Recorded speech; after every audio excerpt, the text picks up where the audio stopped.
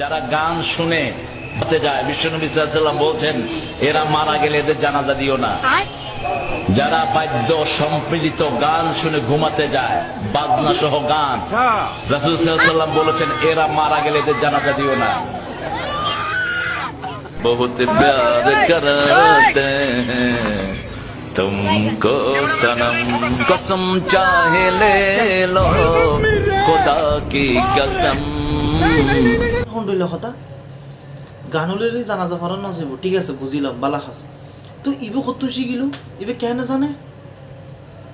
বাবা বাবা বাবা বাবা বাবা 1990 ফিলে ওরা না দিবে আন্তর্জাতিক ই তো খদ দে গানলে জানাজা। তো ইবে শিখিল কেন?